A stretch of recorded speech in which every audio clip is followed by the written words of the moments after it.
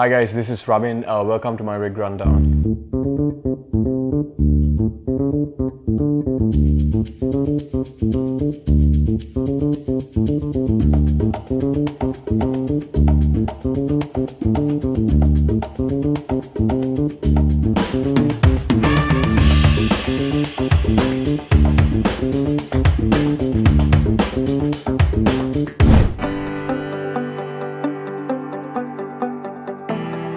So my passion actually started from really small days.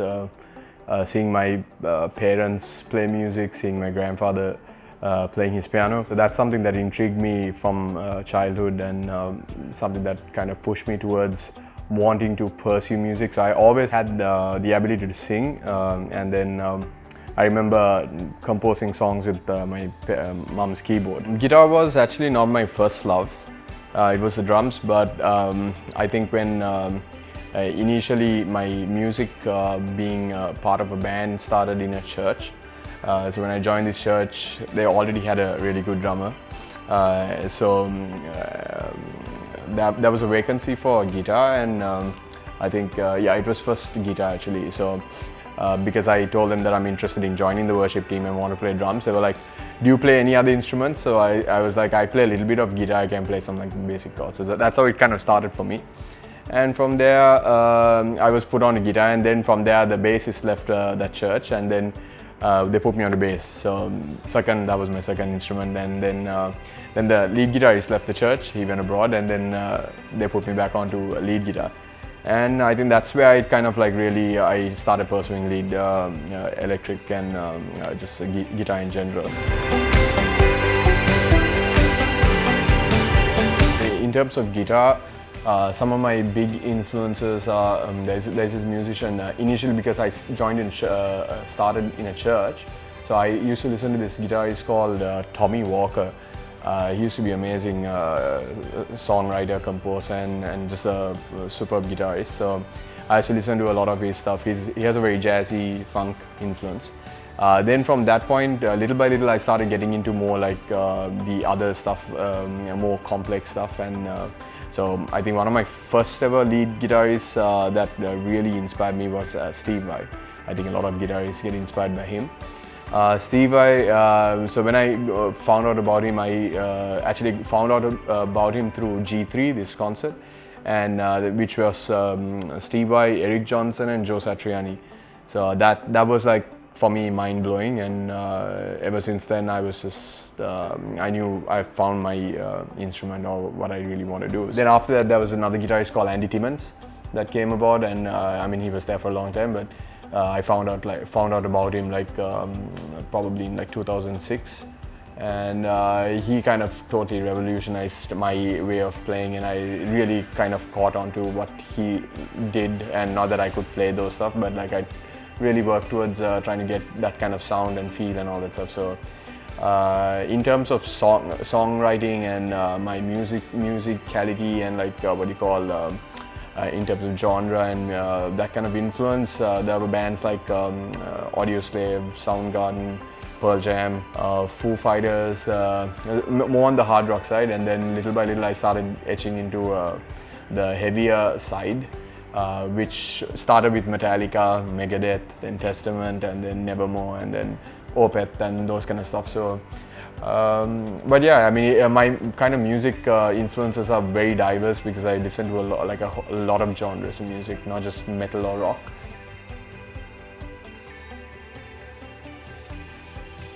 My plans for the future in terms of music is I have my solo thing that is going on, and I'm kind of right now in the process of working on an album for that. Also, I have another small project that I'm starting, music that kind of connect with me from my initial starting journey into music. So that was just a little bit of me and my future plans. But now let me introduce you to my guitar rig. So this guitar actually it's an Ovation, as you can see.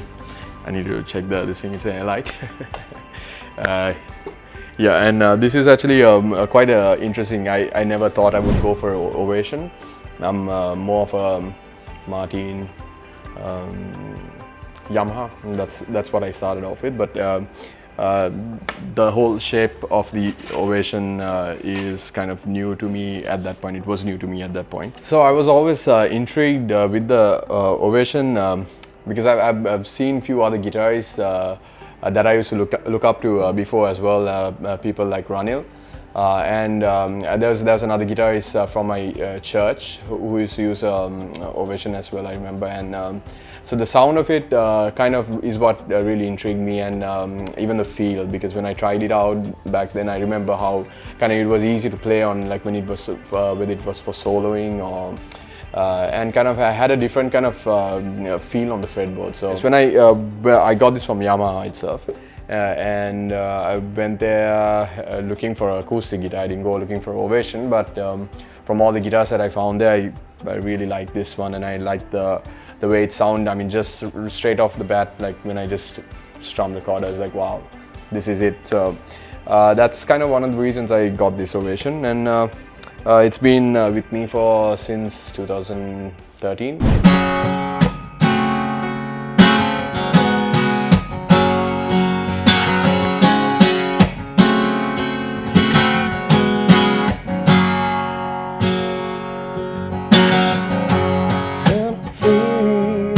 It sounds a little lost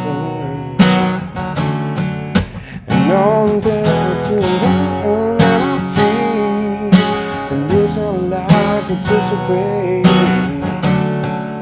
And would you even care? And you feel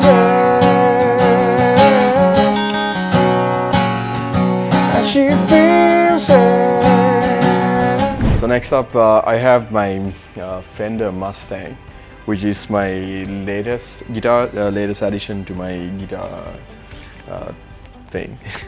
And yeah, this is actually something that my dad kind of gifted me somewhat, and it was a Japanese guitar. So when he actually got it for himself, but I decided to take it over from him. And so yeah, and this is kind of an interesting guitar because the pickups and all of the way it's done is completely different to the previous one that I was using. This is kind of a vintage, like an old looking guitar, and it really works well on more on jazz and funk. Not much of a hard rock heavy kind of guitar. As you can see, the pickups are it's like a plastic coating over it, so it kind of cuts down the gain on the guitar, which is not exactly what I want, but it kind of works with the kind of the jazz bluesy stuff that I used to play with my previous band. So yeah, I mean it's a cool guitar.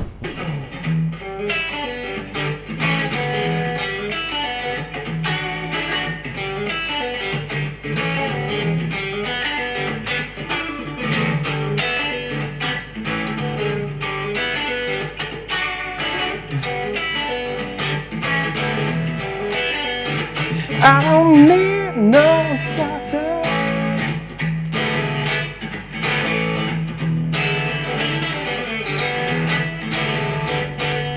So this is the third guitar that this is the one that I've been using before I got the Mustang. But I use this actually more than the Mustang because this kind of has more versatility in terms of the music that I play. So this guitar is a Fender Stratocaster. It's made in Japan. Also, this actually I got it as a gift, and a very generous friend of mine gave me this, saying that he's not using it and it's just lying around. So this is also made in Japan. So when I saw it, actually it didn't come off in this condition. It was kept in a beach house or something like that. So it had caught up a lot of rust. So I had to kind of like redo everything. So I bought if you can see all the pegs are gold. Then I got this also in gold. I always wanted a gold plated Fender, and I really like this brown thing. I think there's a term, what do you call a color code for this, which I can't remember. But so and I got the pickups also replaced. I put some noiseless pickups, Fender, and yeah, this has been like my go-to guitar always.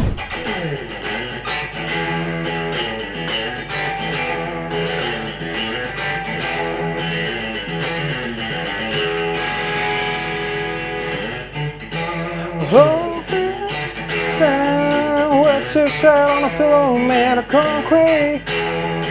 Yeah. Oh, feeling, maybe you see a little better set of days. Ooh. Oh, heads down, faces I see, I'm getting familiar. I get down. So this is my vocal pedal that I use. I mainly use it for just a little bit of EQing if I need something extra, a little bit more highs or more kind of high mid range that I want to kind of zone into, then I use this for that. There's a little bit of compression that I use. I don't use too much compression because then it squashes the voice. Then I use a reverb on this as well, so that's my main feature, but then I also switch it up. Right now it's on this effect called or this patch called Clean Harmony too. So I have my harmonies also on this, so whenever, because I'm singing by myself, to add some harmonies I just all I have to do is press the A-B switch and it switches on the harmonies. So whenever I want this harmony off, I switch it off from that, go back to A. And I have few other effects also, like some extreme delays if I want like to kind of create a very ambient kind of sound.